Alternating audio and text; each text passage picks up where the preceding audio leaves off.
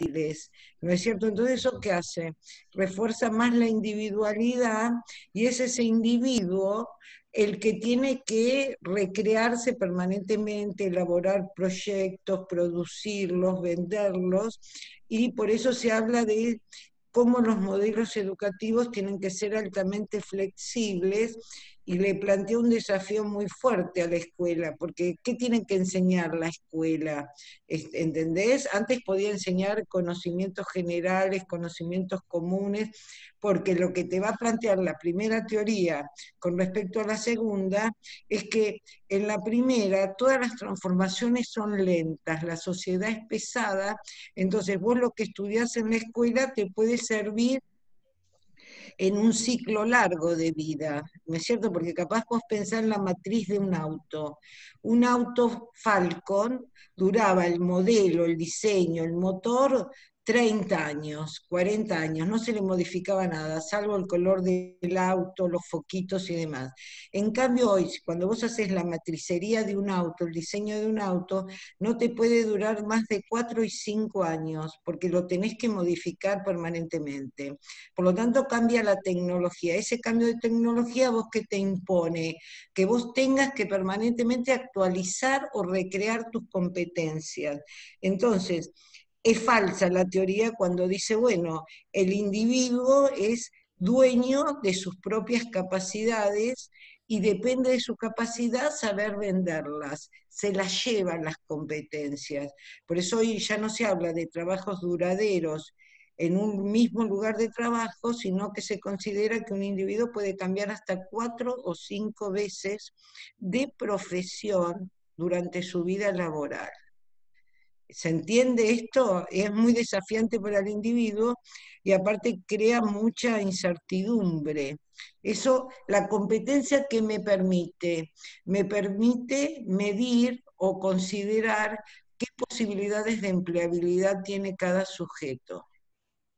Pero esa responsabilidad cada vez queda más librada al propio sujeto y no a la estructura. ¿Entendiste? Más o menos.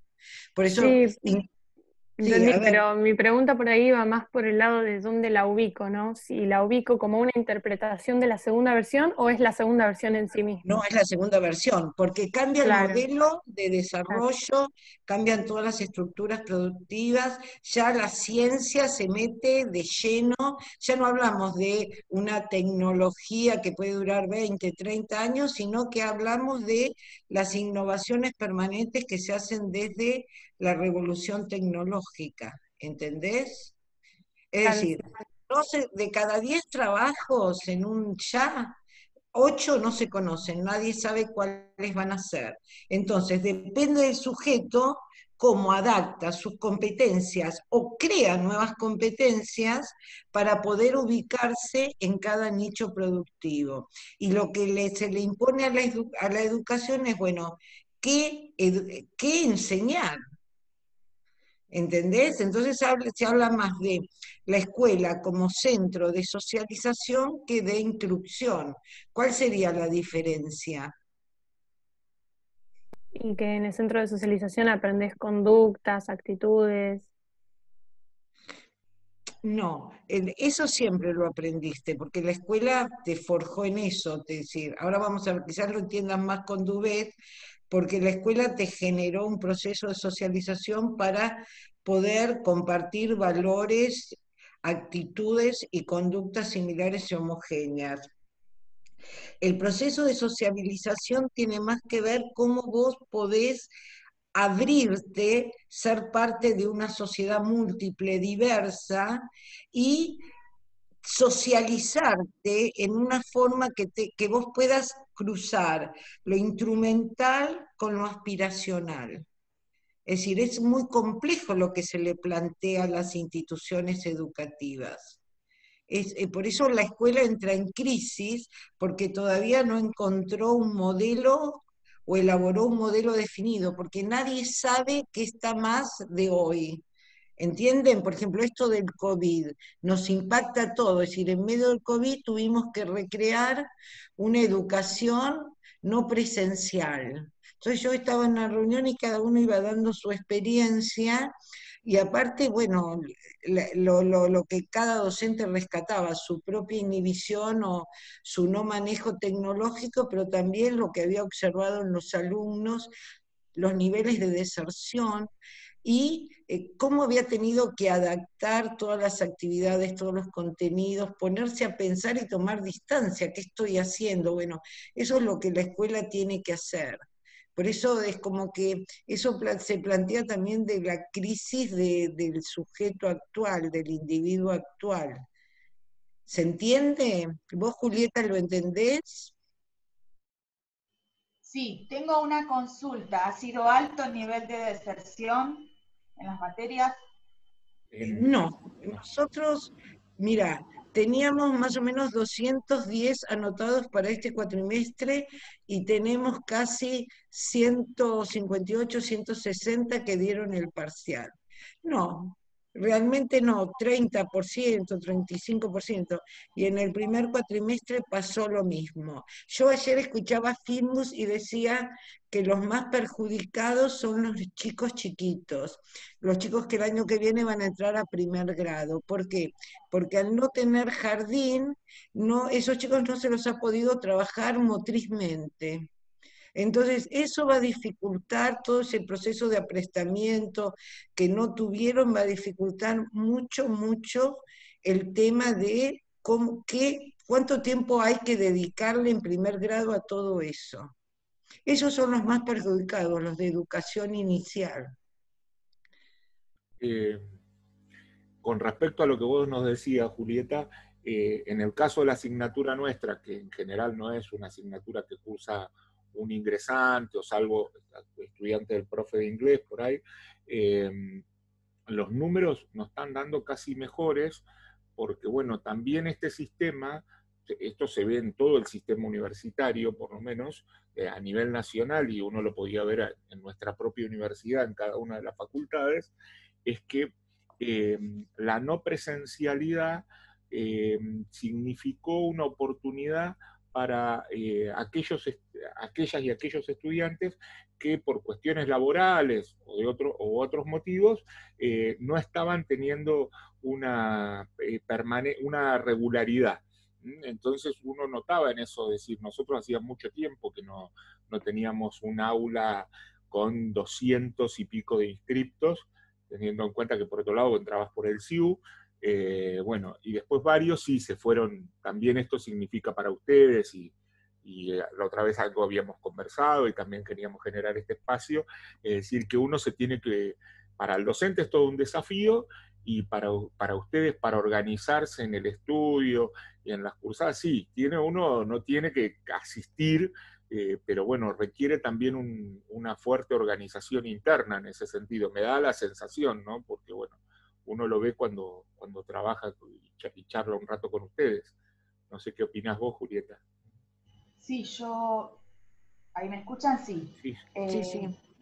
Bien, yo lo que noto, según hablo con adolescentes, que bueno, siempre trabajé mayormente con adolescentes, es que en la escuela secundaria es donde están teniendo muchísimo, o sea, no respuesta directamente de los alumnos.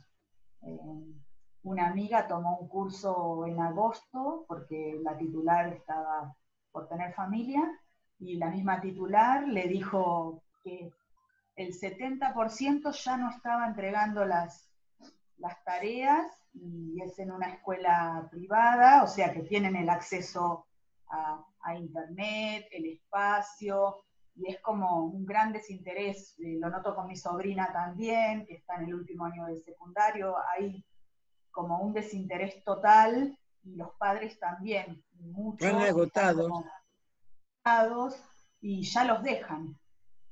Y es preocupante eso, porque el año que viene, por ejemplo, mi sobrina tiene que ingresar a la universidad en Mar del Plata y ella se da cuenta que no está preparada, porque madurativamente el último año del secundario es importante. Y bueno, no, tampoco lo están teniendo. Y los de jardín también, tengo mi sobrino chiquito y si los padres están y pueden ayudarlos, avanzan, pero hay poca respuesta también. No Sí, sé primaria. Los de jardín son los más abandonados. Y el tema de la educación privada es sumamente serio porque el otro día yo estaba escuchando en Mar del Plata al representante de las escuelas privadas, dice que hay un 70% de morosidad en el pago de las cuotas. Por lo tanto, va a haber, ustedes van a ver que yo, cuando les pasemos para el parcial, yo estoy preparando un trabajo con estadísticas y van a ver cómo a partir del año, qué sé yo, ahora no me acuerdo, pongámosle 2015 empieza a caer la inscripción en la educación privada hasta el 18 y en el 19 hay un quiebre fuerte del descenso, ¿no?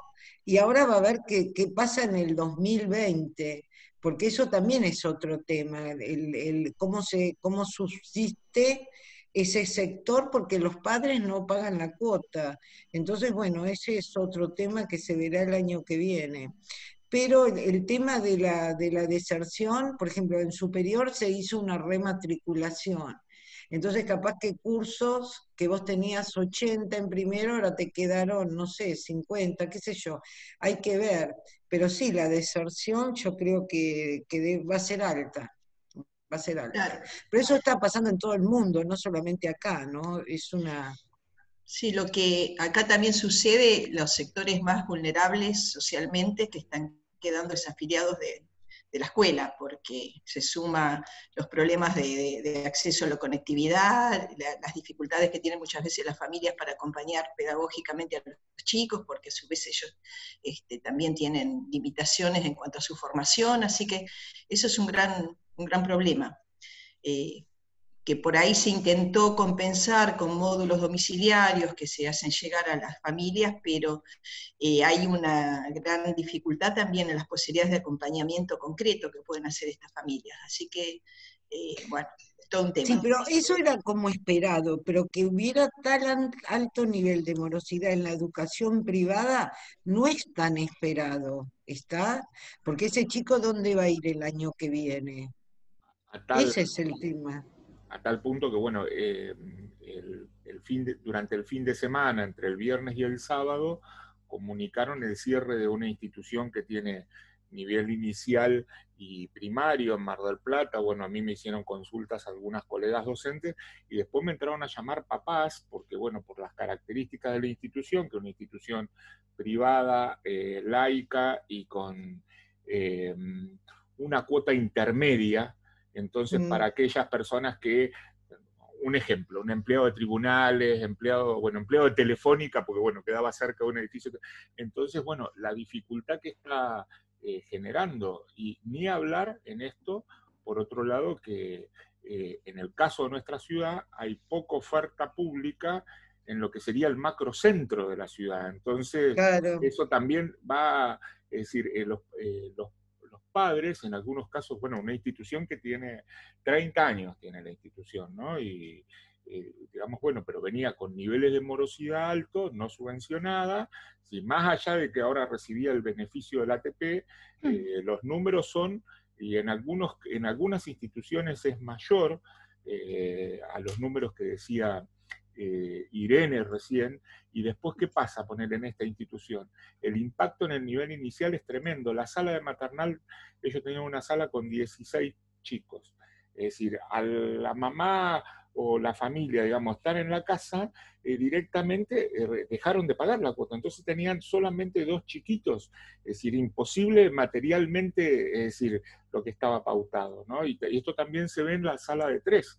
Estamos hablando de instituciones donde la cuota están en el rango entre los 6 y los 8.000 pesos, vamos, como para poner un ejemplo. Un valor. ¿No? Un valor, sí. Bueno. Lo preocupante capaz es la heterogeneidad de las problemáticas que hay, varían tanto, que cuando se plantea una solución general, probablemente sea general. Claro, y no alcanza lo particular. Claro, todos estos desastres yo creo que se van a ver el año que viene, ¿viste? Cuando el padre se presente y cada cual, ¿viste? Demuestre todo un abanico de problemáticas. Eso va a ser ahí nos vamos a dar cuenta de cuán profunda puede ser la crisis y cómo salir de esto. Bueno, empezamos, porque si no, no sé a qué hora vamos a terminar.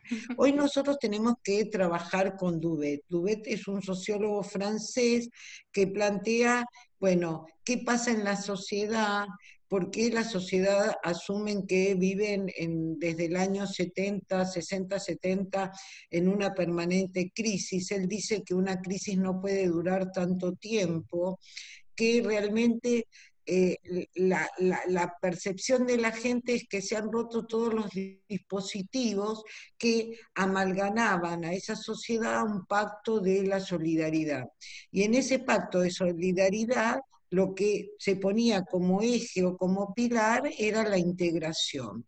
Entonces él va planteando en todo este capítulo la confrontación entre la tesis de la solidaridad y la tesis de la cohesión social, ¿no? Que es una tesis que que surge a partir del capitalismo avanzado, la segunda modernidad, como una respuesta que aún no es total, que fundamentalmente se da desde los organismos internacionales, Banco Mundial y la Comunidad Económica Europea. Entonces, bueno, él va planteando cuáles fueron los pilares de cada uno fundamentalmente de la sociedad de la solidaridad, y plantea que esta sociedad surge a partir de cuando se empieza a consolidar la sociedad industrial y los estados necesitan unificar ciertos dispositivos para que esa sociedad esos estados arman un relato de qué es lo social, cómo está compuesta esa sociedad. Por lo tanto, esa sociedad se presenta como una sociedad que es pesada, pero a su vez es una sociedad protectora.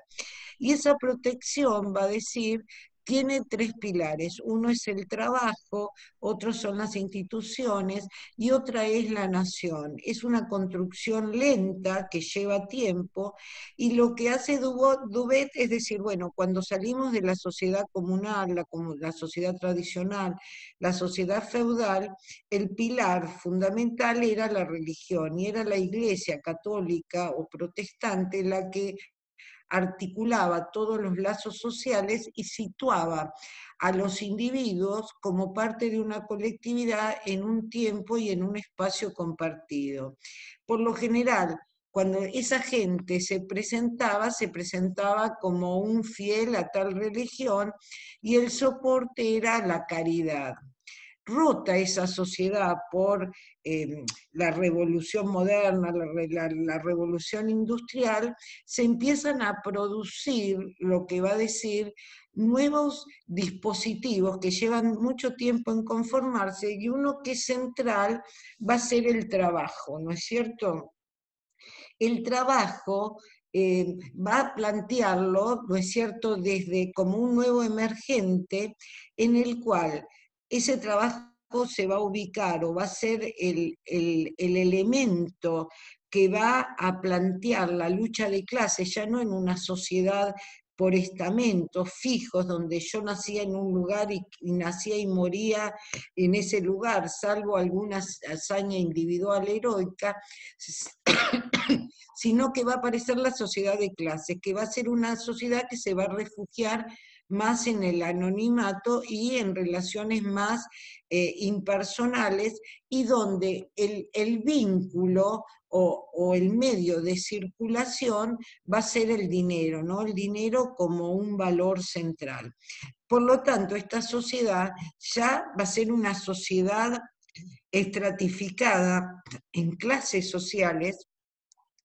Y Duvet retoma Castel y dice, bueno, cómo esos pordioseros del mundo, esos que huyeron como siervos de la gleba, que fueron a parar a las ciudades, pensemos que esta sociedad se va a constituir en profundamente urbana, esos van a vender su trabajo, ¿no es cierto?, a esos capitalistas en un momento de la revolución industrial muy dura, donde la gente capaz que trabajaba 16, 18 horas en condiciones de insalubridad absolutas, Y todavía en esa primera etapa no va a haber una relación de asalariado, sino que va a ser como una venta del trabajo libre. Y ese trabajo que va a decir en ese momento esos trabajadores realmente no encontraban diferencias entre ser un trabajador o ser un esclavo. Por lo tanto, va a decir Dubet, a partir, retomando a Castel, que también es un sociólogo francés, va a decir, bueno, a partir de las luchas, a partir de la conformación de los sindicatos, piensen que los primeros sindicatos obreros nacieron en Manchester, Liverpool, eran sus ciudades industriales que estuvieron, que producían todo lo que era los tejidos, los hilados, porque la revolución industrial empieza a ser fundamentalmente una revolución textil que absorbía mucha fuerza de trabajo, hombres, mujeres y niños. Por lo tanto, a partir de la organización en esos sindicatos, a partir de todas esas luchas, se van a ir generando avances, como también retrocesos, que van a ir planteando la consolidación de ciertos derechos. Por lo tanto, el trabajo va a ser el elemento unificador que va a organizar a la sociedad y le va a dar una identidad a los sujetos. Por lo tanto, si en la sociedad medieval el sujeto se presentaba como miembro de una comunidad, piensen, el Quijote de la Mancha no es su apellido, es el lugar de pertenencia, el lugar de nacimiento, ahora yo voy a cambiar ese rótulo como soy obrero textil o soy un médico, lo que sea. Es decir, va a ser mi trabajo, mi profesión la que me va a dar mi identidad. A partir de este proceso, el trabajador empieza a obtener ciertos resultados, que primero lo van a proteger a él y después se van a hacer extensivos a su familia. Y van a ir saliendo ciertos beneficios, como por ejemplo todas las condiciones que van a incorporar los riesgos del trabajo, los seguros de vida, la jubilación, que van a ser parte de la lucha obrera y la parte de la lucha sindical, y se van a convertir al trabajo en también, si bien el trabajo me explota, también me protege.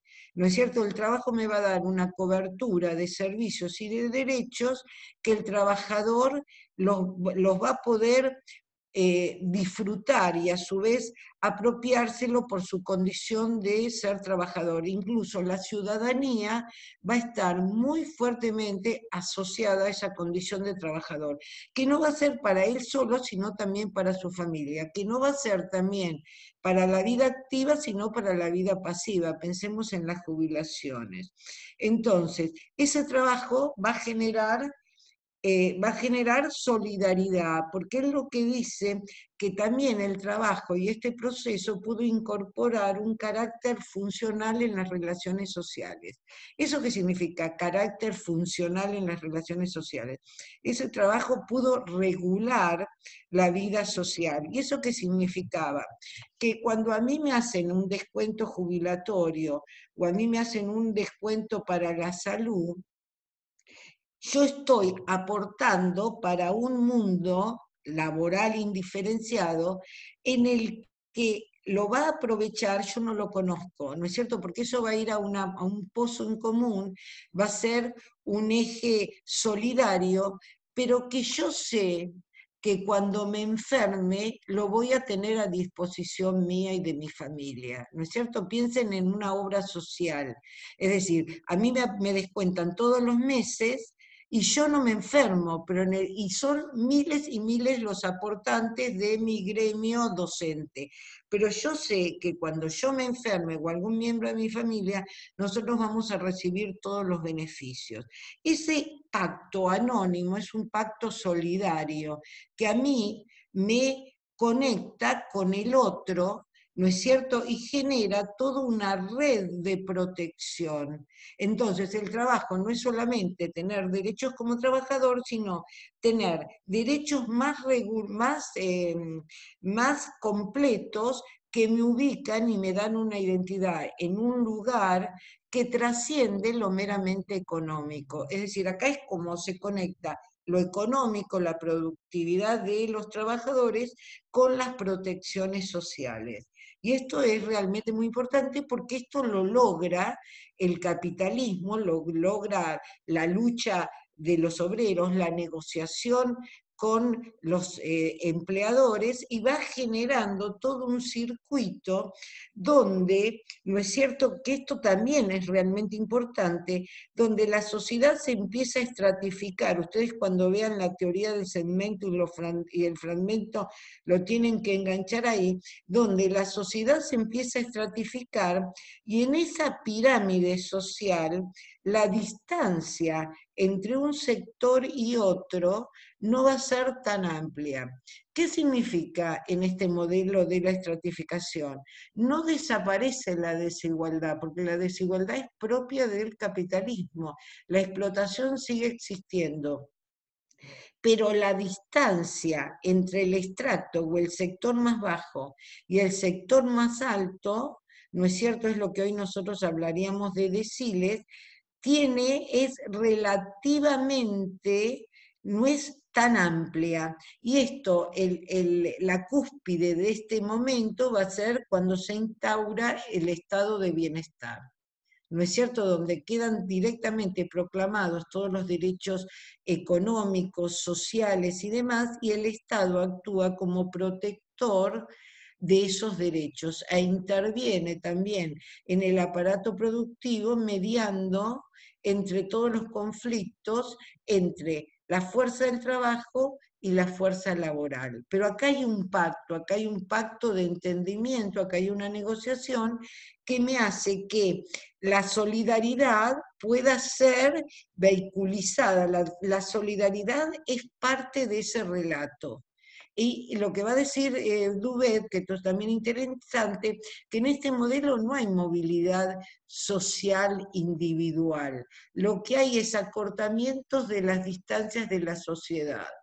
Nunca hubo un momento histórico que la desigualdad fue tan corta, que eso fue el estado de bienestar después de la Segunda Guerra Mundial. Esto vamos a ver después cómo se rompe a partir de la llegada del neoliberalismo. Otro de los dispositivos centrales son las instituciones. Entonces va a decir, bueno, en las sociedades medievales la institución básica era la iglesia. La sociedad, esta nueva sociedad moderna, tenía que romper con la iglesia, y nosotros vimos en las clases anteriores, en todo el material, cómo el Estado establece una lucha para sacarle a la Iglesia el monopolio de la educación. Y va a ser fundamentalmente, y acá él va a decir, bueno, los franceses fueron realmente originales y creativos, donde la escuela va a van a ser republicana. ¿Por qué? Porque la escuela tiene que representar los intereses de la república, pero no una república como la podemos entender desde la política, la división de poderes legislativo, ejecutivo y judicial, sino una república que represente la moral y la filosofía pública, el deber ser. Por eso, ¿la escuela será republicana o no será nada? Van a decir los adeptos a Ferrer, el que crea el sistema educativo francés.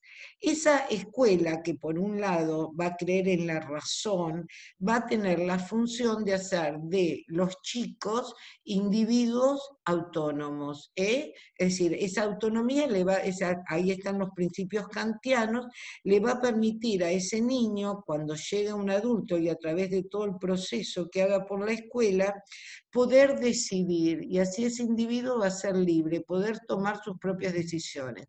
Pero no lo va a hacer, ¿no es cierto? Nosotros dijimos que esta escuela es homogeneizadora, no lo va a hacer en base a la diversidad, sino en base a todos esos valores y a esas normas que van a ser uniformes para todos en la escuela. Por eso la escuela va a ser pública, no hay una escuela privada, ¿no es cierto? Porque todos esos valores, toda esa moral, toda esa disciplina, toda esa objetividad, todo ese conocimiento tiene que ser igual para todos. Ahora, él agrega de decir, bueno, dice, pero los individuos, si aspiran a la razón y quieren ser independientes, esto es muy interesante que se pueda entender, porque ahora esto se cruza, hay que separar claramente lo público de lo privado. Entonces él dice, bueno, cuando un chico va a la escuela y a partir de ese proceso de escolarización, va absorbiendo todos los roles públicos que le van a enseñar a ser ciudadano. Pero ese individuo no hay que permitir o no hay que imposibilitar que ese individuo pueda vivir su vida privada, porque aparte como estas sociedades son sociedades que arrastran tradiciones, que arrastran costumbres, que todos tenemos una historia, hay que permitirle que que todas sus vivencias puedan ser desarrolladas, vividas en la vida privada. Él plantea un clivaje entre lo público y lo privado, con una articulación. Entonces, va a decir Dubet, bueno, a los inmigrantes se le dicen, ustedes van a ser educados en la educación estatal francesa, ustedes van a ser trabajadores del mercado laboral francés, ustedes van a poder mejorar en términos de calidad de vida, pero yo les permito que sus tradiciones, sus culturas, las puedan vivir y vivenciar en su mundo privado, siempre que no tengan reclamos políticos de otra ciudadanía. ¿Se entiende esto? Entonces yo puedo ser ateo, pero soy ciudadano. Puedo ser patrón, pero soy un individuo y desarrollo mi vida privada, mi vida personal, por eso es tan importante la vida privada, cómo separar esos dos espacios, ¿no es cierto? Esas dos paredes que, por ejemplo, una de las cosas que dicen las feministas es que así como el sistema capitalista explotaba a los obreros y sometía a los hombres a condiciones de maltrato, explotación y demás, también habilitaba ese sistema que en el mundo privado esos hombres pudieran hacer cualquier cosa con sus mujeres, pegarles, violentarlas y demás. Si eso transcurría en el mundo de lo privado, el Estado no tenía por qué meterse. Entonces, ese es el clivaje, lo público y lo privado, cómo se habilitan dos coexistencias donde el individuo puede vivir una vida donde esas dos cosas las puede manejar. ¿Se entiende eso? Y acá se desprende un concepto muy importante que es el individualismo institucional. Yo te desarrollo como individuo, te doy el uso de tu razón, trabajo a través de la escuela para que vos puedas desarrollar y utilizar tu razón, pero te socializo en forma uniforme, pero te protejo. ¿Está esto? Te protejo a través de las instituciones. ¿Por qué? Porque te enseño a interiorizar una institución. Te doy un punto firme y sólido en el que vos te puedas anclar. ¿Se entiende esto? Yo no te hago un individuo disperso, sino que te doy valores, por lo tanto, ahí había una cosa muy lineal, ¿no? El concepto de progreso. Yo entro a la escuela, egreso de la escuela, consigo un trabajo, los hombres van a hacer el servicio militar, me caso, formo una familia y empiezo a reproducir el circuito generacional y después una generación le va a entregar a otra ese mandato. Por eso las trayectorias laborales yo la empezaba en un lugar de trabajo y lo más probable es que me jubilara en el mismo lugar. Y ahí lo que se valoraba o se pagaban eran las calificaciones. Y la escuela, a ver si volvamos a la primera pregunta, y la escuela te enseñaba las normas para que vos pudieras aguantar y estuvieras 8 horas en el trabajo, para que vos pudieras aprender a prestar atención, a no dispersarte, a aceptar la autoridad, a interpretar las consignas. Es decir, el mercado de trabajo en ese momento, como era un mundo más lento y las transformaciones eran más lentas, exigía a ese empleado ciertas condiciones de conducta, pero lo específico del trabajo se aprendía en el lugar de trabajo. Hoy ya no hay lugares de trabajo tan certeros, porque aparecen nuevos trabajos, o piensen ustedes en las aplicaciones, ¿no? Todo el tiempo están apareciendo aplicaciones, y entonces todo el tiempo hay que estar aprendiendo. Por eso las competencias implican el aprender a aprender. En cambio, yo antes lo que aprendía en la escuela me servía para un proyecto largo de mi vida. Y piensen en otra diferencia. Yo, si me quería capacitar, iba y tomaba un curso. Y ese curso era presencial y yo escuchaba. Y me daban un certificado. Hoy yo, si voy y tomo un curso y yo escucho y no presento un trabajo, no presento una ponencia, nadie me da un certificado de nada. Esa sería también otra diferencia, ¿no? Cómo cambian los formatos. Bueno, esas son las instituciones.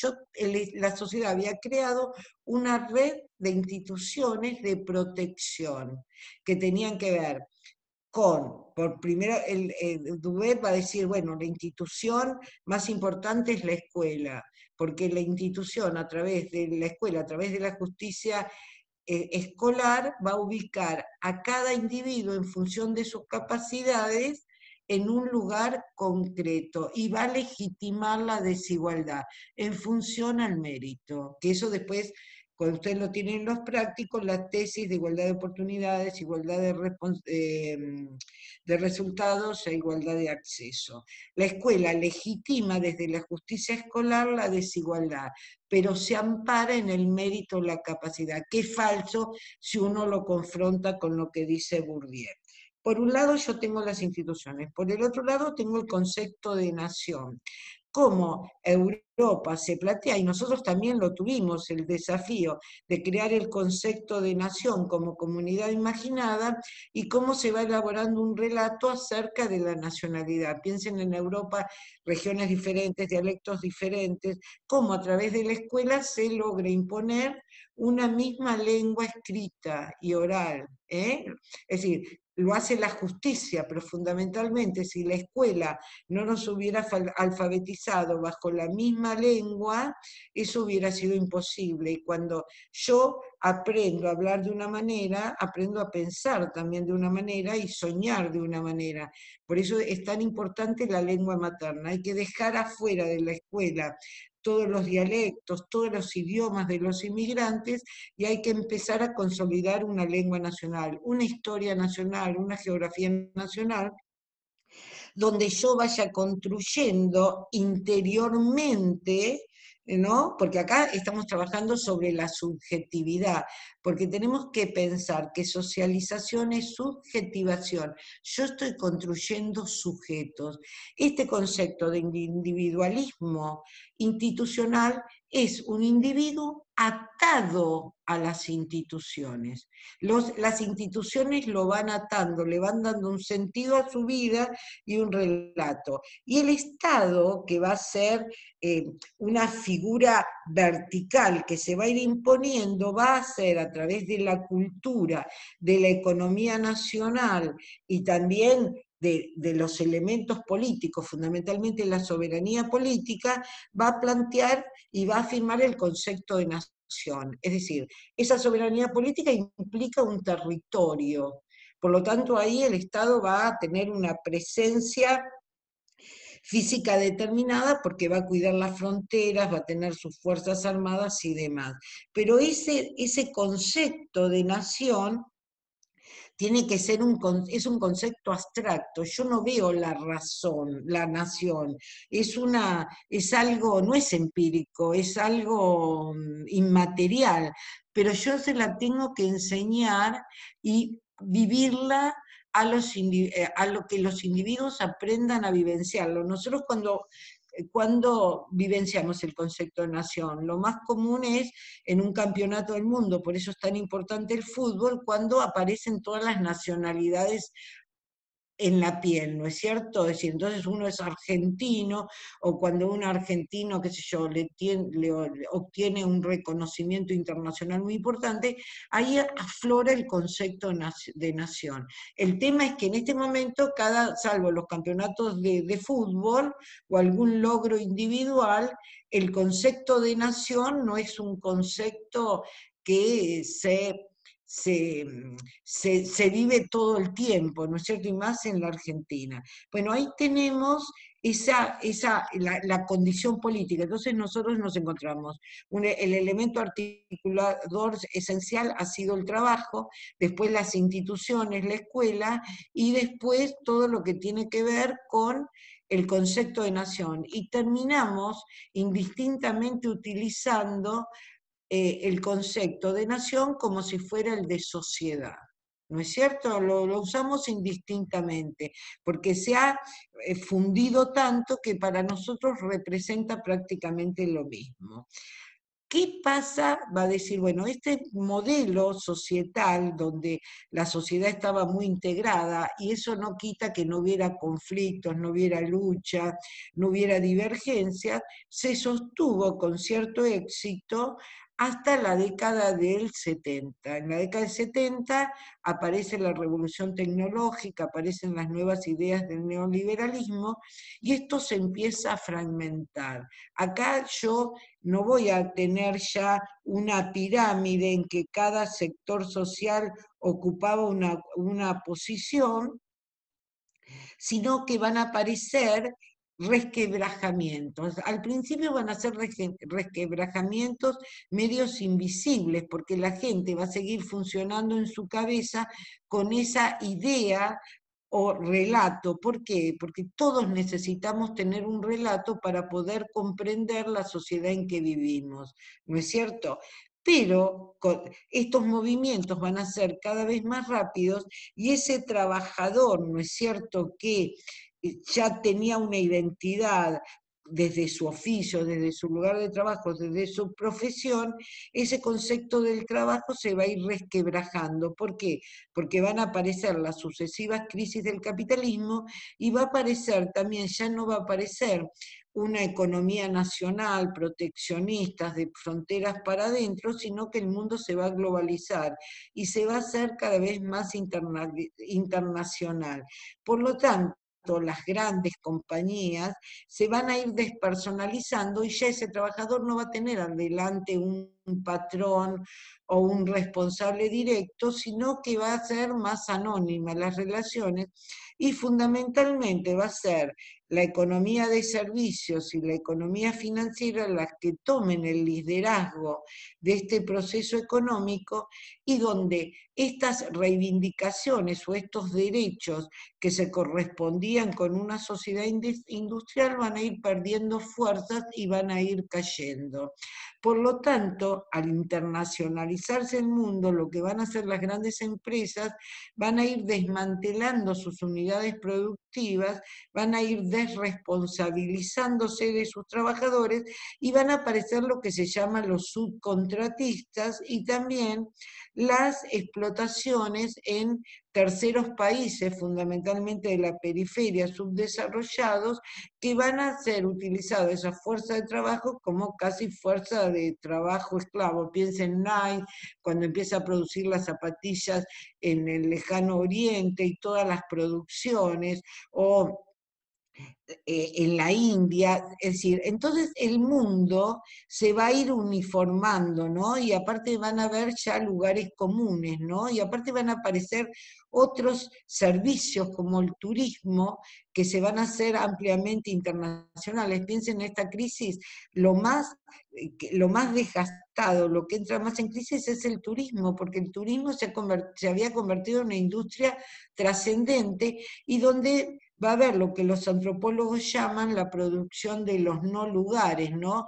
Todo el servicio hotelero va a ser el mismo, los aeropuertos van a ser los mismos, y todos los que circulan por esos lugares se van a encontrar totalmente cómodos, porque no es igual el aeropuerto que está en Buenos Aires, en Budapest, en París o en Tailandia, es exactamente lo mismo.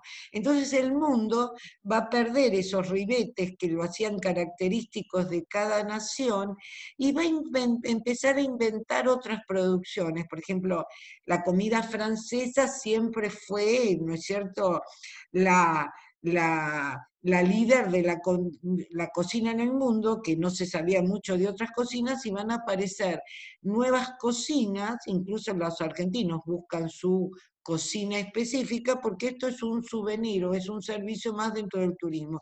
Y esas son las nuevas profesiones. Hoy nosotros tenemos sommelier de yerba. Yerba. ¿Quién puede pensar que haya un sommelier de yerba o de té? ¿No es cierto? Y son nuevas profesiones y se estudian. ¿Entienden? Ahora, hay que pensar que alguien que estudia eso es arriesgado, sin embargo lo contratan. ¿Se entiende? Son nuevas competencias que capaz que nacen de la nada. Y aparte, también va a decir Dubet, esas instituciones que eran tan sólidas como la escuela, los servicios de salud y demás, se empiezan a resquebrajar. Entonces dice, por un lado, miren qué interesante lo que dice, por un lado, el mundo económicamente se fractura en 1000 pedazos y aparecen unidades productivas alrededor del mundo, pero por el otro lado, no decrece la participación del Estado, porque así como va desapareciendo el trabajo en relación de dependencia, que terminó siendo una conquista fundamental para los trabajadores, porque me aseguraba trabajo en blanco y derechos sociales, jubilación, obra social, vacaciones y demás, aparece el Estado, no se puede desentender de esa población, porque al debilitarse esos lazos sociales, económicos, el Estado empieza a asumir otras responsabilidades. Entonces, capaz que el Estado es garante de servicios de salud, de educación, de geriátricos en Europa. Él está hablando desde Europa. Son muy importantes los geriátricos. Ustedes vieron ahora que con la pandemia, tanto en Bélgica como en Inglaterra, la mayoría de la gente de 60 años, sus últimos años, 60, 65 años, se va a vivir a geriátricos. Por eso las altísimas tasas de mortalidad que tuvieron. Por ejemplo, en Inglaterra, cuando vos te retirás de tu vida laboral, decidís vender tus bienes, darle una parte a tus hijos y te vas a vivir a un geriátrico, pero es el Estado el empleador. ¿Entienden? Es decir, en este modelo neoliberal, donde supuestamente la sociedad tiene que ser regida por el mercado, es el mercado el que instala las normas, en este modelo que se pide que el Estado intervenga lo menos posible, por otro lado el Estado es más omnipresente que nunca. Por lo tanto, acá se van a crear nuevas reglas de juego y donde estas instituciones, como la escuela, que era una institución sólida, respetuosa, donde podía imponer normas de autoridad, donde el maestro estaba investido de autoridad y el Estado le daba la autoridad a la profesión de maestro y era respetado, se empiezan a desjerarquizar y pasan a ser un oficio o una actividad más, ¿está?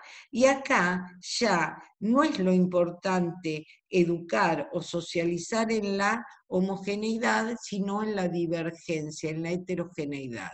Es la escuela la que se le impone otros mandatos, que se siga haciendo cargo de los individuos. Es decir, cuando hay una frase muy interesante que va a decir Dubet, que la toma de Martuchelli, que dice, en la escuela de la modernidad, el niño no existía, era un alumno y se escondía atrás del uniforme escolar o del delantal blanco. Y lo que tenía que aprender el niño en la escuela eran los roles que después iba a poder ejercer en la vida social. Hoy el niño, ese niño, se manifiesta en toda su diversidad. Por lo tanto, las instituciones escolares se tienen que hacer cargo de esa individualidad. El niño no se tiene que adaptar a la escuela, sino la escuela se tiene que adaptar a los caracteres y a las conductas de esa niñez. Por eso hoy no se habla de infancia y adolescencia, sino de múltiples infancias y adolescencias. ¿Está? El tema pasa por saber si la escuela puede hacer eso. E incluso dice, bueno, la profesión docente ya deja de ser o está regido por la vocación, sino que es una actividad más que tiene que poner en marcha capacidades instrumentales para poder lograr un objetivo. ¿Se entiende esto? Bien. Por lo tanto, tengo una crisis de las instituciones, tengo una crisis del trabajo y tengo un nuevo sujeto que ya no va a estar atado a las instituciones, va a depender de sí mismo y de cómo pueda instrumentar la vocación con lo instrumental. Él va a decir Dubet, bueno, acá se le impone una carga muy fuerte al sujeto y ese sujeto, por ejemplo, va a ir derribando, o la aparición de un fuerte individualismo va a ir derribando todas las instituciones. Otra de las instituciones es la familia. Si la familia nuclear nació con la modernidad, así como nació la escuela, esa familia nuclear que me daba un marco de contención, de intimidad, y me ayudaba a madurar como un adulto responsable, hoy solamente es el marco de interpretación donde yo me realizo y me posibilito como sujeto. Y una de las cosas que también dice que es muy interesante, Dubet, es cuando se transpone el límite entre lo público y lo privado. Pensemos en la homosexualidad. Uno de los procesos más dolorosos para un homosexual era salir del closet. Por lo tanto, su sexualidad se vivía o en forma reprimida o en forma muy custodiada adentro de las paredes de una casa. Por lo tanto, ese homosexual, sea hombre o mujer, no podía declarar o manifestar su condición de homosexual porque no era aceptada esa diversidad. Hoy, esa sociedad que se quiere mostrar abierta, pluridimensional y demás, habilita que yo trascienda el espacio privado y lo pueda vivir y a su vez exponer como un proyecto, como mi propio deseo en el mundo de lo público. Por lo tanto, se corren las fronteras entre lo público y el privado. Ese clivaje cae. Y entonces va a decir Dubet, bueno, la familia es el marco donde yo puedo interpretar diversidades varias o diversidades múltiples, que aparte no van a ser iguales en todo ese tiempo, sino que van a ir variando a partir de los ciclos de ese individuo, porque ese individuo también se va a tener que reinventar permanentemente.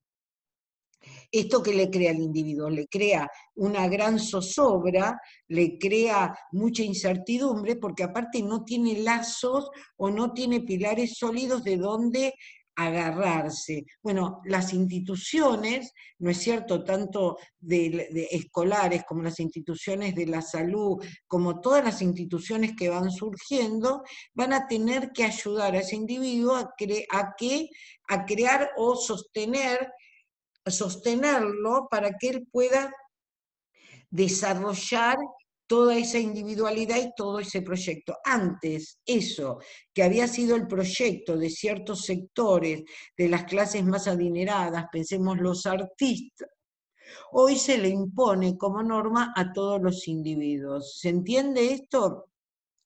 No obstante, es decir, esto es un proceso que se va acompañando de flujos. La sociedad ya no es algo dado, sólido, que está acá, sino que la sociedad y lo social produce un flujo continuo. Y aparte, va a decir Dubet, la sociedad va emitiendo mensajes. Todo el tiempo a través de las estadísticas me dice cuánto dinero necesito yo para ser una familia no pobre. ¿Cuánto tengo que pensar para tener un cuerpo sano y una estética saludable? ¿Cuándo me voy a morir del corazón si sigo fumando? Siempre me están largando información, información, información, y eso me va a poner en un lugar. Es decir, me va a hacer conocer mi lugar de vieja, de gorda, de pobre, ¿no es cierto? Y va a ser muy opaca la vida. Es decir, la vida social va a ser muy opaca porque ya va a estar manejado por expertos, por especialistas, que me van a decir todo el tiempo los traumas que tengo o el lugar social que yo ocupo y demás. Y eso también genera mucho, mucho dolor. Por lo tanto, vos tenés que ser muy fuerte para poder filtrar todo eso, seleccionar, y ya no tengo instituciones tan sólidas que me den todos esos mensajes. Por eso no es casual que aparezca el bullying y ciertas formas de agresión que son tan importantes. E incluso ya ese individuo no siente solidaridad con el que está al lado, porque estas formas de trabajo rompen con la proximidad física, y esto lo hemos visto con la pandemia. Uno, es decir, a través del teletrabajo o los servicios que realiza, o cómo tiene que hacer un trámite, ya no tiene que ir a ese lugar, sino que lo hace por internet. Eso me va haciendo que yo vaya perdiendo el contacto con el otro.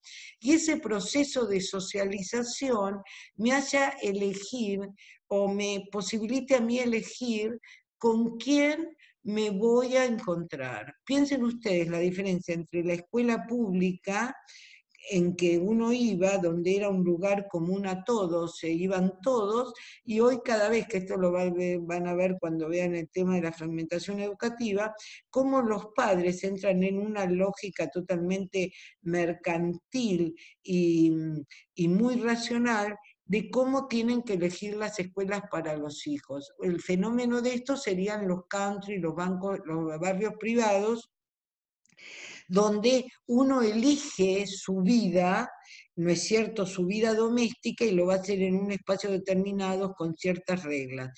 Es decir, la frase es: no somos iguales, pero somos semejantes, y podemos compartir todas estas vivencias, todos estos consumos, todas estas prácticas, porque tenemos una identidad social común. Por lo tanto, la sociedad se va a ir compartiendo en un espacio de guetos, en un espacio de grupos, donde la interacción va a ser cada vez más difícil. Y una de las cosas que dice Duvet, que se va a retomar a la cuestión social. Y ya el otro va a ser visto como peligroso, ¿no? Los pibes chorros, los que antes eran los outlets para el primer momento del capitalismo, lo que en la década de 70 podían ser los subversivos, hoy esa peligrosidad está en los narcotraficantes, en los dealers, en los pibes chorros, en los motochorros y demás. Por lo tanto, cuanto más me aísle de ellos, más me preservo a mí y a mi propio grupo. Por lo tanto, yo ya no estoy hablando de una socialización amplia, sino de una socialización muy compartimentada. ¿Se entiende esto? Es decir, todo esto lo padecemos todos, ¿está? Por lo tanto, él habla de que vivimos en una crisis constante. Y en esta crisis constante va a surgir otro relato que tiene que ver con el tema de la cohesión social, que va a hablar de una socialización más abierta, donde se va a renunciar a la política como un todo, ¿no es cierto?, y una cosa macro, donde ya el Estado no se va a preocupar de las grandes decisiones macroeconómicas para poder direccionar la economía desde un proyecto de desarrollo, sino que va a atender no a las clases sociales, sino a los grupos sociales. No va a ser la política, sino va a ser las políticas públicas. ¿Se entiende esto? Salvo en momentos de crisis que se demanda la presencia del Estado, el Estado va a diversificarse entre muchas políticas, muchos programas y demás. Por eso la cohesión social ya no habla de un pacto de solidaridad, sino de equidad. Ojo con este concepto, vayan siguiéndolo, porque se impone desde los organismos internacionales y está presente en la tesis de la cohesión social. Yo ya no evalúo la desigualdad, porque aparte la desigualdad cada vez crece más entre todos los sectores sociales, así como en el pacto de la solidaridad, la preocupación era achicar las distancias entre los sectores, y ustedes piensen en una pirámide, yo de abajo, como son escalones superpuestos, el de abajo también puede ver el que está arriba, aunque el que esté arriba se oculte. Pero en esa pirámide hay una jerarquía, donde a mí me hicieron creer que el que está arriba lo está por su mérito natural, por su capacidad. Acá ya la pirámide desaparece y lo que hay es una red. Entonces yo no puedo saber quién está arriba. El que está arriba está más protegido que nunca. Ya esa gran empresa no tiene un patrón, tiene gerentes, tiene jefes de servicio, nadie sabe quién toma las decisiones, nadie sabe quiénes son los accionistas. Eso lo sabemos cuando sube el dólar, quiénes son los grupos que suben o bajan al dólar, cómo son los golpes de mercado y demás. Entonces, en este modelo no hay protección. El protección es uno mismo en función de los logros y los capitales que yo tengo. Acá vuelvan a incorporar a Bourdieu porque es muy importante. Todo depende de el volumen de capital que tengo. En los teóricos del capital humano, segunda versión, sería en virtud de las competencias de que dispongo. Por eso la educación es tan importante, porque la educación va a habilitar o posibilitar las competencias. Y acá el contrato se va a romper. Piensa, un contrato es algo duro, uno lo puede leer, está en papel, está en algo. En cambio acá hay un pacto más intersubjetivo que a mí me asocia al otro que es semejante a mí. Entonces, ya no es importante la desigualdad, sino la equidad. Y aparte, ya no hablo de clases sociales, sino capitales sociales. ¿Qué sería el capital social? Es decir, yo ya no reconozco la explotación, sino la diversidad. Yo como Estado habilito derechos a grupos de los discapacitados, a grupos de los negros, a grupos de los autistas, a grupos de las mujeres. A partir de la lucha que van estableciendo esos individuos que se van conformando como movimientos sociales, voy habilitando derechos. Entonces me muestro como un Estado abierto, diverso, múltiple, y lo que priman son cada vez derechos más diversificados. ¿No es cierto? Antes solamente existía el derecho a la jubilación, el derecho a la salud, el derecho al trabajo, el derecho a la educación. Ahora tengo derecho de todo, derecho al consumidor, derecho por ser mujer, derecho a ¿se entiende esto? Los derechos se van diversificando. Y en este tema del capital social, ¿qué sería el capital social? El capital social es una puerta o es una agenda que yo tengo con los recursos materiales, culturales, es el mundo de las relaciones, donde yo puedo entrar y salir. En algún momento necesito algo y pido, pero yo sé que a través de ese proceso de reciprocidad, en algún momento yo tengo que devolver. Por lo tanto, el capital social hace que yo me agrupe en función de los contactos que tenga con mis propios semejantes. Y aparte, el capital social me tiene que dar confianza, porque si a mí me hacen un favor, yo sé, en función de esa confianza recíproca, que en algún momento me lo tengo que devolver. Por eso acá también es tan importante la educación, porque la educación, a través del largo proceso, cada vez los chicos son institucionalizados más rápido, yo sé que la educación me va a posibilitar a mí que la confianza suficiente para que yo no defraude al otro. Esto se ve en Europa uno lo ve cuando sube a un tren o sube a un subte o a un tranvía, que nadie le pide el boleto. Es decir, ¿por qué? Sobre todo en los tranvías, porque se descuenta que vos lo pagaste. Acá eso sería imposible pensar eso. ¿Por qué? Por la confianza, porque todos ponemos en marcha ese capital social. Ahora, ¿todos disponemos del mismo capital social? ¿Existe la misma cobertura y la misma posibilidad para todos? No. ¿No es cierto? Y ese capital social también define la calidad de las relaciones que yo tengo.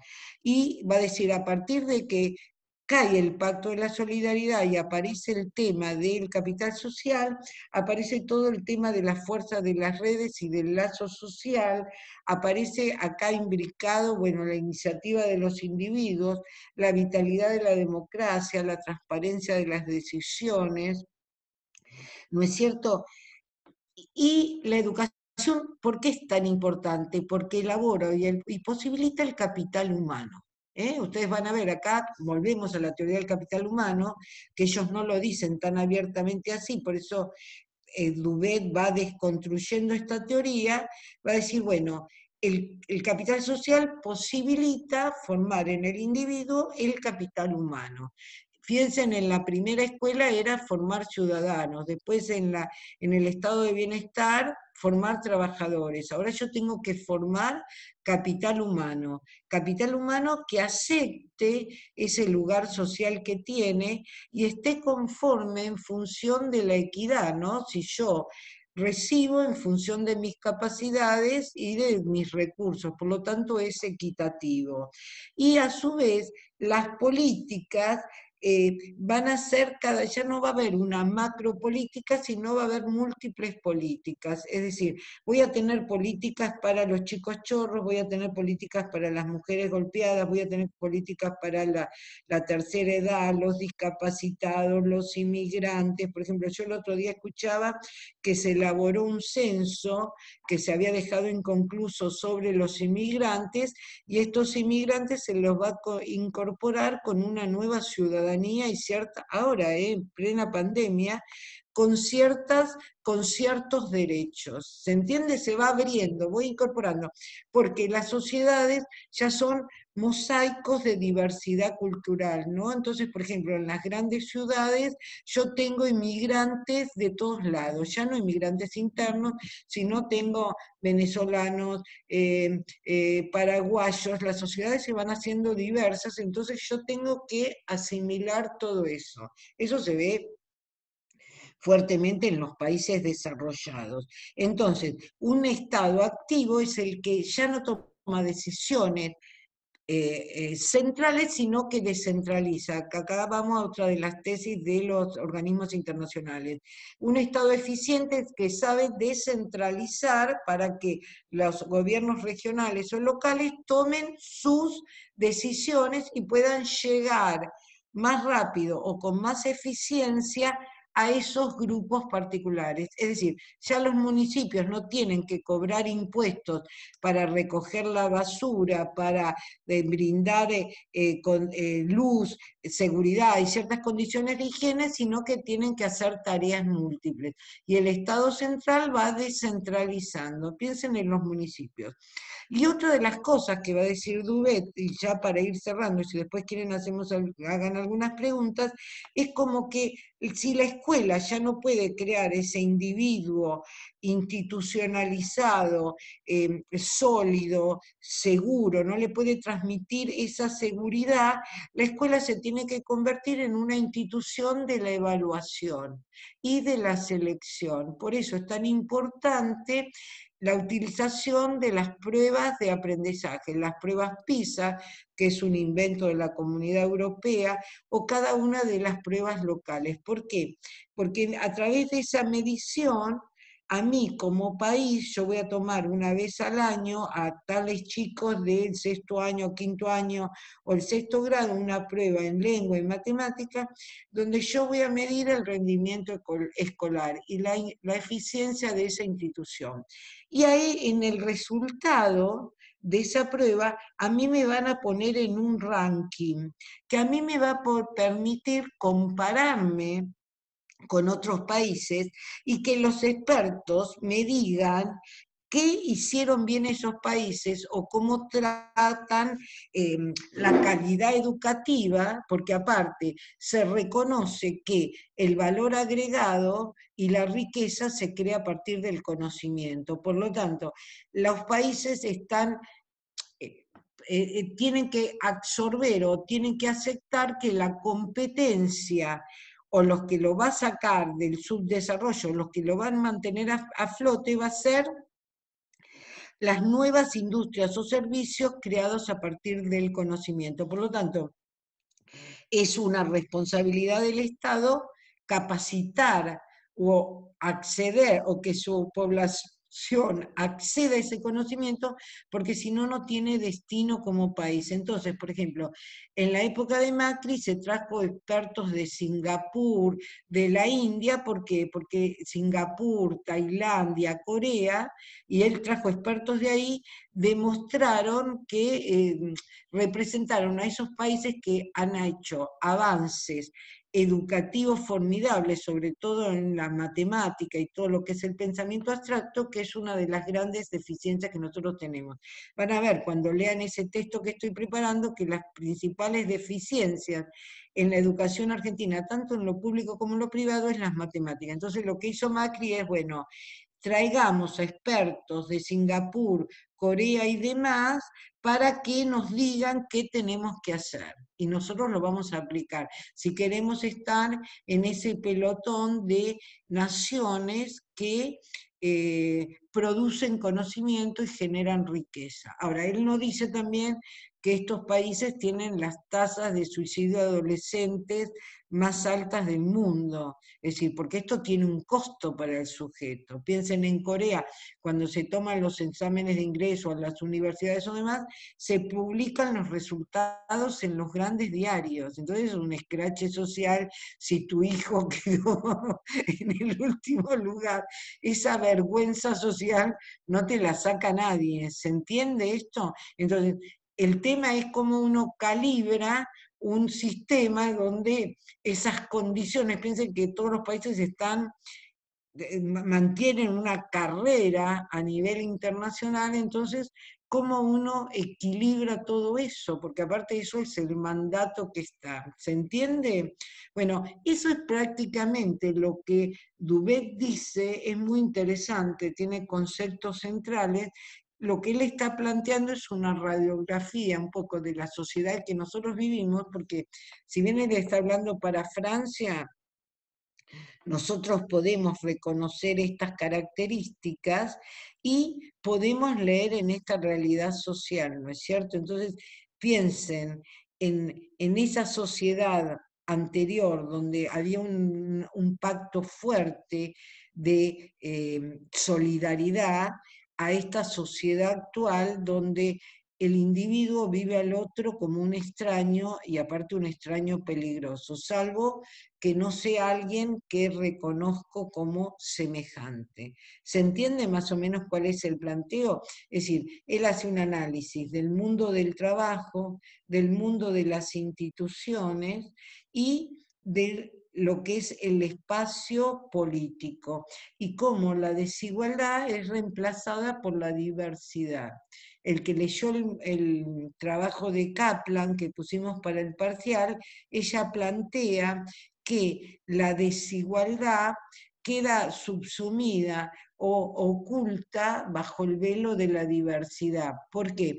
Porque la desigualdad es producida socialmente, la misma sociedad y la misma estructura social produce desigualdad. En cambio, la diversidad es como si fuera una condición o natural del individuo o responde a las capacidades del individuo. Por lo tanto, la responsabilidad es del sujeto, no de la sociedad. ¿Se entiende esto? ¿Tienen alguna pregunta que les haya quedado algo flojo o que no hayan entendido? Por el momento no. ¿Está bien? Así lo tienen que leer, ¿eh? Y vas a ver que cuando vos leas a Dubet, vas a encontrar, tratá de buscar las conexiones, no fuerces las conexiones, pero tratá de buscar las conexiones con el tema de la teoría del capital humano. Incluso él dice en un momento que esta tesis de la cohesión social, que no se ha impuesto totalmente, porque aparte el mundo se ha hecho cada vez más diverso, es una de las teorías o de los relatos que elabora el Banco Mundial. ¿Entendés? Entonces vos podés ver cómo están funcionando esos conceptos en una teoría y en este pacto de la cohesión. Vos cuando hablamos de pacto, pensá en Job, ¿no? Como el pacto es una metáfora, ¿no? Es un pacto. El pacto acá estaría representado, si vos querés ver algo objetivamente, en las constituciones, pero es algo más que una constitución. Es un sujeto que adhiere moralmente, psíquicamente, a una sociedad. Hoy eso se derrumba, por eso cuando vayas a ver el tema de Tiramonti, cuando ella plantea el tema de la fragmentación educativa, que hay sectores de la educación privada, los sectores más altos sociales, no se plantean, son ciudadanos del mundo, están globalizados, no les importa dónde van a vivir, dónde van a trabajar. Ellos pueden trabajar en Londres, un gran centro financiero internacional, como pueden trabajar en Nueva York, en la India o donde les toque, porque ellos ya no tienen una patria, ellos son educados para circular por el mundo. Por eso todos sus posgrados los hacen en universidades extranjeras y eligen universidades locales que tengan convenios con universidades extranjeras. ¿Se entiende eso? Eso hace 40, 50 años, eso no pasaba por la cabeza por nadie. Capaz que vos...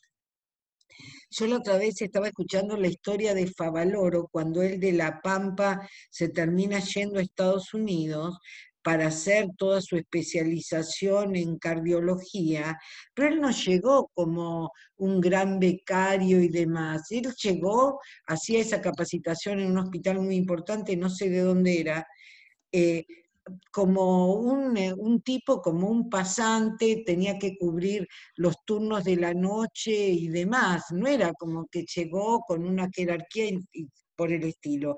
Entonces, en un momento, él es el que crea ¿qué crea Favaloro? Bueno, lo que crea Favaloro. Lo del bypass, no me acuerdo. Bypass, los stenes posterior, que también es creado por un argentino. Entonces lo llama el director, entra un vagabundo, porque es la época de cuando se sacan los vagabundos de los neuropsiquiátricos y se convierten en hombres de la calle. Entra un vagabundo, él lo llama el director, que había hecho una relación, y le dice, entró un vagabundo, ¿le puede hacer un bypass? Tenía un problema cardíaco. Entonces, como nadie iba a reclamar por el vagabundo, él se lo hace. Y termina siendo, como ven, es decir, a partir del vagabundo fueron otros, pero medio en la clandestinidad, hasta que están seguros que esa técnica es la apropiada y salva miles de vidas. Pero era como un profesional sudaca que iba a capacitarse, que cubría guardias de noche y demás. A mí me pareció re interesante. Es decir, esos procesos lo hacía alguien que estaba muy interesado por la investigación, por la profesión y en el mundo de la medicina. Pero hoy no, hoy es el mundo de la economía, el mundo de las nuevas tecnologías. Piensen que que creó Mercado Galmarini, que creó... hoy estoy terrible. Mercado Libre, Galperín. Mercado Libre, Galperini. Ese tipo fue a hacer su posgrado no sé si en California, donde la tecnología es impresionante. Y al año ya había reunido $1 millón de capital entre varios socios y puso Mercado Libre, ¿se entiende? Esa capacitación la hizo afuera, pero rápidamente. Y aparte esa capacitación inunda todo, está presente en todas las profesiones. Es decir, son dos mundos totalmente diferentes. El de esa sociedad cohesionada, esa sociedad sólida, aunque pesada, que daba protección, y esta sociedad o este pacto de la cohesión que da protección a algunos individuos, y en función de esos capitales o esos recursos que tengan esos individuos para poder movilizar. Sí. Eso se lo tenés que preguntar a Juanjo. ¿Cuándo estarán los resultados del parcial? Los resultados del parcial vamos a tratar de mandarlos hoy a la noche por correo. correo electrónico si no está el aula o mañana a la mañana. Si está el aula, mañana a la mañana habilitada, ya subimos todo el listado. Y si no, la manera que haremos es, como cuando le fui contestando con el que habíamos recepcionado el trabajo, es decir, vamos a esperar un tiempito más, esa va a ser el formato. Claro, pues no porque nosotros no recibimos tampoco las devoluciones del parcial, aunque ya... Vamos a empezar a hacer también devoluciones grupales de acuerdo a los niveles de complejidad. Estuvimos trabajando más con en realidad, yo ya corregí los parciales. En realidad los parciales están bien, porque tienen 3 días para hacerlos, porque están todas las clases digitalizadas, está todo el material y demás. Yo no tengo muchas parciales me resultan excelentes, porque hay nivel de elaboración y demás, y los demás están bien. Piensen que en esta modalidad baja el número de desaprobados, porque realmente al estar todas las clases digitalizadas y todo lo demás, y ustedes las leen, es fácil. Ahora, este próximo parcial van a tener que trabajar con estadísticas, es decir, por lo menos interpretar alguna estadística, algo, porque lo que nosotros también queremos, hay algunos que lo hacen, otros no tanto, que elaboren, no solamente que respondan desde lo lineal, sino que elaboren desde sí mismos las respuestas, ¿no? Es decir, por lo menos que planteen dudas, que planteen interrogantes, eso hace más rico el discurso. Yo realmente con algunos parciales me quedo impresionada, les digo sinceramente. Creo que el otro día lo decía, que esta educación virtual lo que ha posibilitado que los alumnos aprendan a escribir. Esto es muy importante, esto que está presente en la educación norteamericana desde el primer día, nosotros en la Argentina no lo teníamos porque éramos más palabreros y demás. Salvo cuando uno no hace un posgrado y todo lo demás, que todo se hace desde trabajo, en la facultad no, es decir, es una forma de evaluación que salvo algún parcial que uno toma 3 preguntas, 4 preguntas, pero esto de escribir desde un formato con una cierta cantidad de páginas, le ha posibilitado a los alumnos que aprendan a escribir, aprendan a presentar un texto. A mí eso me parece sumamente valioso, porque el día de mañana ustedes van a tener que presentar un proyecto y capaz que de ese proyecto depende un trabajo, entonces, o una beca. Entonces eso me parece realmente que yo valoro de esta no presencialidad. Así que bueno, o si no, comunicarlo en Facebook, no sé, si no está la página. Sí, poner uno por uno, mandar, completar la lista que te mandé y listo, me parece más fácil. Recién una compañera puso en el grupo que ya anda la página. Ah, perfecto. Ah, bueno, entonces... Durante el día de hoy la subo. Bueno, ¿alguna pregunta quieren hacer? Si no, cerramos aquí. Yo quería decir una cosa, Irene. Sí. Con respecto a la cohesión social, sí. Una forma de colegio que una vez nombró Juan en otra materia, que es el homeschooling, que creo que también sería interesante tratarlo porque me parece que es una forma que se va a empezar a imponer, o van a querer empezar a imponer, y hay países que ya se está hablando, ya hay notas periodísticas. Me parece que es algo para debatir. Bueno, se puede plantear. Eso también nosotros cuando veamos el tema de, que eso no lo vamos a ver nosotros en teórico, sino ustedes lo van a trabajar en prácticos, todo el tema de la sectorización educativa en la Argentina, cuando veamos la escuela privada, pero aparte, ojo, que la escuela privada no es un sector homogéneo, sino que está totalmente compartimentado, y después el tema de lo público de la educación pública se puede plantear ahí. Ustedes traigan información y se debate, se puede poner en un foro. Son nuevos formatos. Hoy se habla de nuevas gramáticas escolares, ¿eh? Es decir, ¿por qué? Porque como las escuelas se tienen que hacer cargo de los sujetos, ya no se puede pensar en un currículum homogéneo para todos, con horas predeterminadas. Por ejemplo, una de las cosas que critican también los expertos es que un chico no puede repetir y cursar todas las materias de vuelta, porque capaz que repite por 3 materias. Lo más racional es que recurse esas 3 materias, pero no que haga el año entero. Bueno, esas son cosas que ya se están poniendo en debate. Lo que pasa que es decir, es bastante duro imponer los cambios, porque aparte no hay que olvidarse que también eh, los ministerios de educación están ordenados y manejados por burocracias. Muchas veces no son los docentes los que deciden, sino los burócratas. Los que son los que tienen el peso de las decisiones. Y eso es muy importante. O formas diferentes. Por ejemplo, el otro día me decían en Londres que las escuelas son presenciales y no presenciales, pero antes de la pandemia. Entonces el chico va tantas horas por día, pero después en su casa él puede disponer de acceder al aula virtual, más o menos como ustedes en la universidad, pero eso desde un chico desde primaria.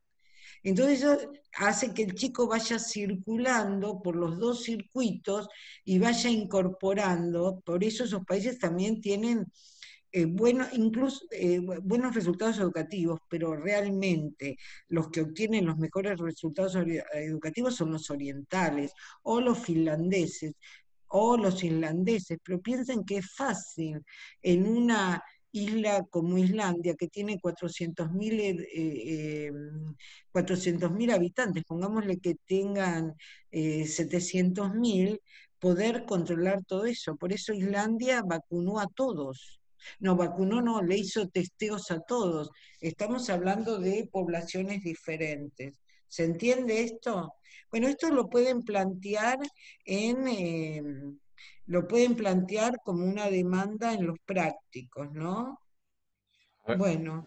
A mí me parece, digamos, a la pregunta de Facundo, ¿no? En algún momento nosotros, o yo lo comentaba, digamos, que ese tipo de escuela que había sido muy, muy fuerte en los Estados Unidos a partir de la era Reagan, en la década del 80, digamos, como presidente de los Estados Unidos, digamos, tenía que ver también con una valoración desde el punto de vista de lo ideológico en los sectores más conservadores, lo que se denomina la coalición cristiana, de entender esa escuela como transmisora de valores y por otro, como unos valores que contaminaban la mirada tradicional, y entonces, bueno, recuperar el lugar de la madre en el hogar, y bueno, que ser ella la que administraba, y lo que hacía después es, a través de plataformas, hacía la evaluación, ¿no? Luego, esto se daba en pequeños estados, en los estados intermedios, los que se denominan los estados de los graneros también. Esto también luego, ya finales del siglo XX, con el impacto de la globalización y todo, comienza a convertirse en un tipo de consumo, ¿no? En esto de lo que planteaba Irene también, en esta lógica de que otros van a formar ciudadanos del mundo, y entonces, bueno, se conforma un circuito educativo que va en la línea de decir, la escuela secundaria que tenga un bachillerato internacional, entonces no solo le sirve en la Argentina, sino esa en cualquier lugar.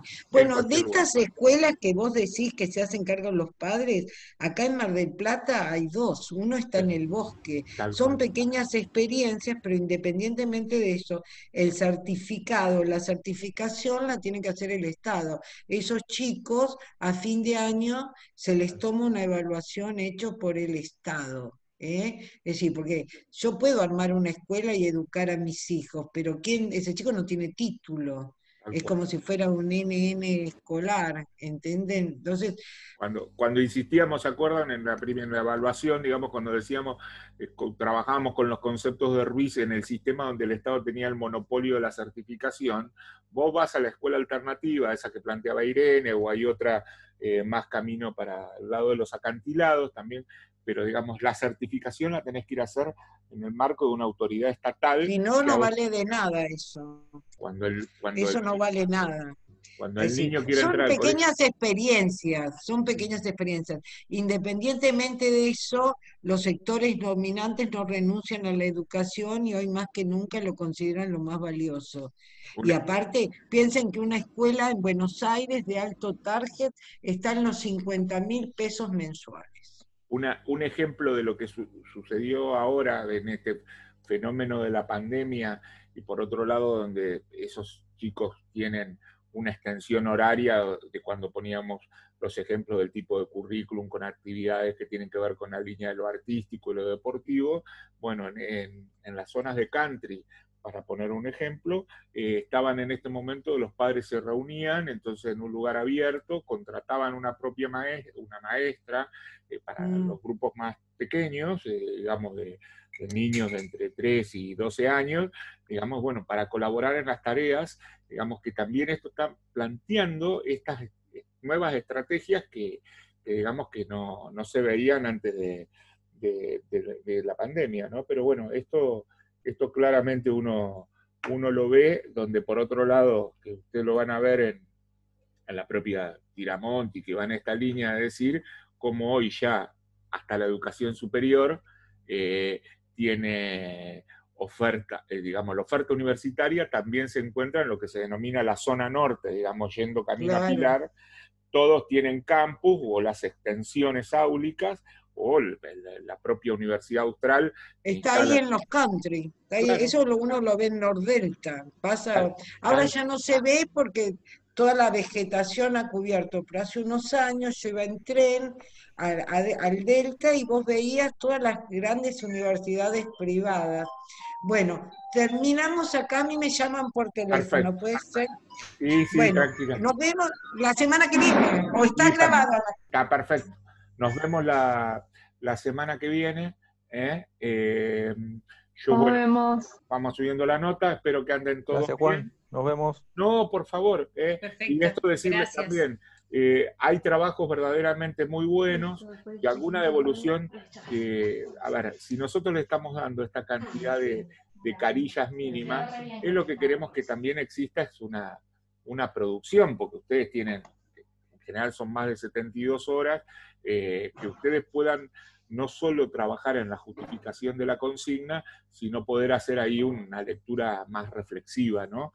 Y en general los trabajos han sido muy buenos, es decir, el nivel de desaprobados fue bajo, y sí había diferencias en aquellos que habían trabajado mal los textos, que agregaban otros, citaban o podían hacer una lectura más profunda, y también nosotros, digamos, y otros cumplían con los requisitos mínimos, es decir, que donde nosotros le marcábamos la bibliografía que tenían que estudiar, que asignar.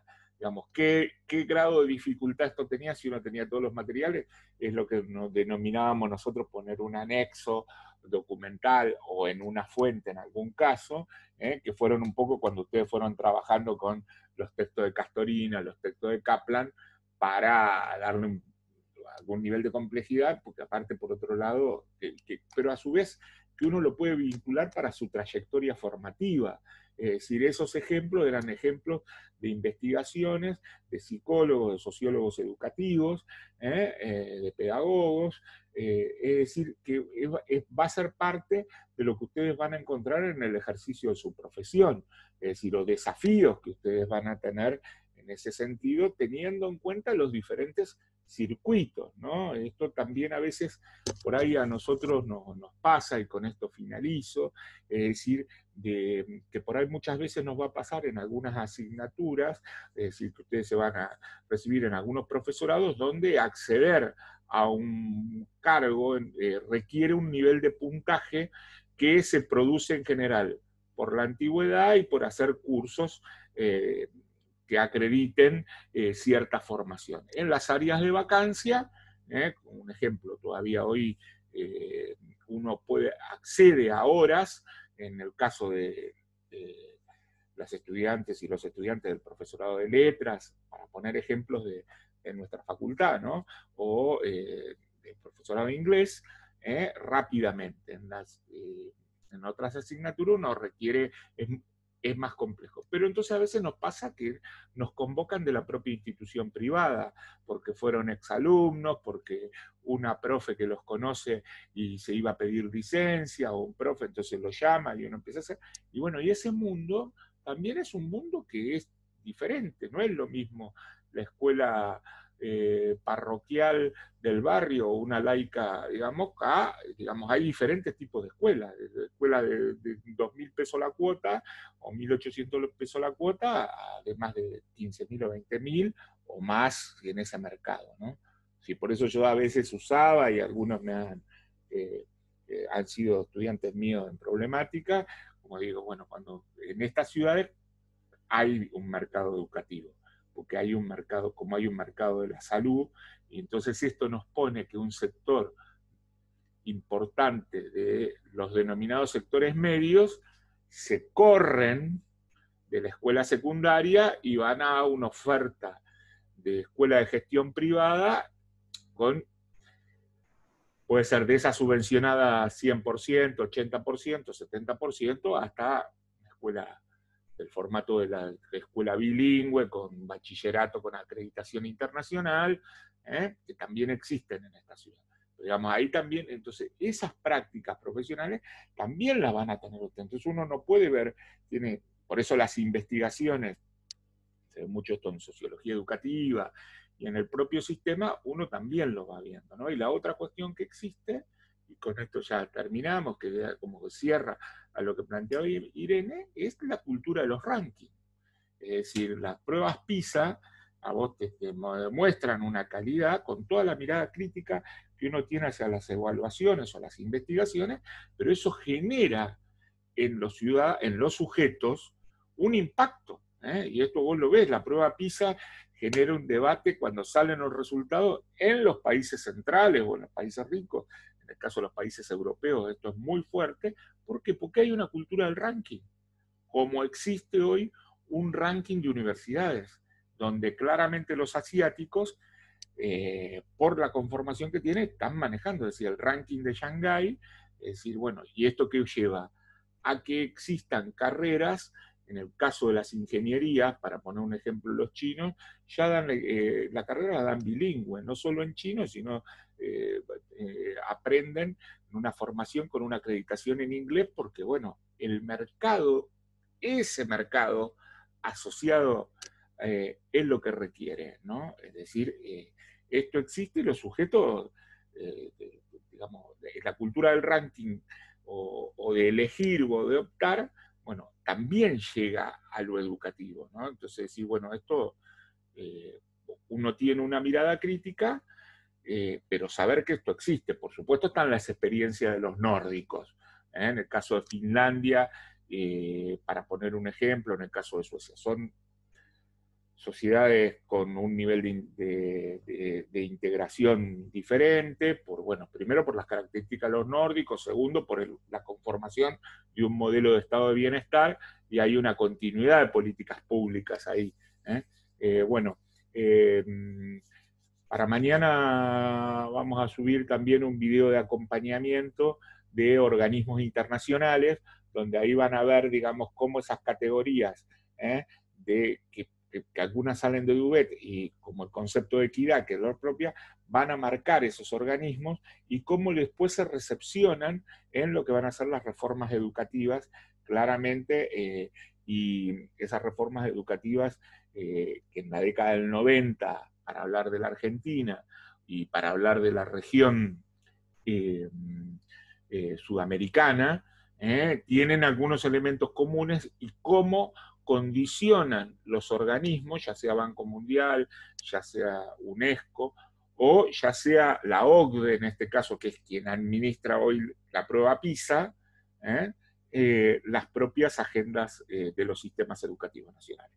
Bueno, la verdad que les agradezco la paciencia y abusamos hoy un poco más del Zoom, pero bueno, también está bueno poder tener este tipo de encuentros y saber también cómo están ustedes, ¿no? Porque bueno, esto, a ver, a todos nos pasa y digamos, estamos viviendo una pandemia que yo con mis 55 años, y lo hablábamos el otro día con Irene, y ustedes que son muy jóvenes, ninguno lo hemos vivido antes, ¿eh? Así que bueno, les mando un abrazo grande y que se cuiden mucho, y bueno, así que subiremos pronto las notas.